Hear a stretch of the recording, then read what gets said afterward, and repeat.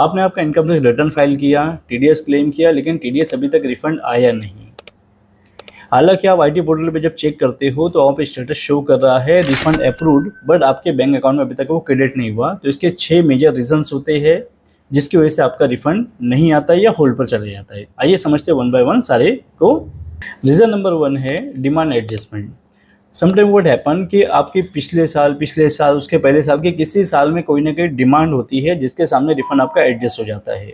हमको यहाँ पे रिफंड अप्रूव तो दिखाता है, लेकिन वो रिफंड जो है हमारे डिमांड के सामने एडजस्ट हो जाता है और रिफंड आता नहीं है। दूसरा रीज़न होता है आपने कभी आपके आधार कार्ड पे या फिर पैन कार्ड के ऊपर कोई करेक्शन कराया होगा जिसकी वजह से आपने उसको बैंक में केवाईसी अपडेट नहीं कराया है, और केवाईसी अपडेट नहीं होने की वजह से भी आपका रिफंड जो है बैंक में क्रेडिट नहीं होता है। रीज़न नंबर 3 है बैंक वैलिडेशन।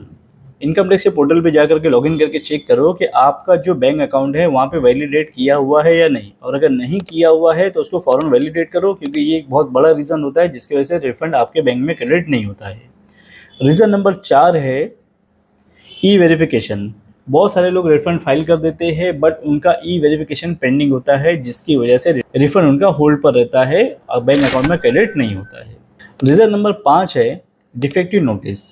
बहुत सारे केसेस में देखा जाता है कि आपके रिटर्न फाइल करने में आपने कोई मिस्टेक कर दिया है, हो सकता है डाटा कुछ मिसमैच हो रहा है जिसकी वजह से रिटर्न आपका डिफेक्टिव हो जाता है, और ये चीज़ हमें पता नहीं चलती है और हम इंतज़ार करते रहते हैं कि भाई हमारा रिफंड आएगा रिफंड आएगा रिफंड आएगा। रीज़न नंबर 6 है स्क्रूटनी प्रोसेस। हो सकता है कि आपका रिफंड का अमाउंट कुछ बहुत ज़्यादा बड़ा हो जिसकी वजह से इनकम टैक्स डिपार्टमेंट सारी चीज़ों को वेरीफाई कर रहा होगा और इसमें थोड़ा सा रिफंड आपका डिले हो रहा है।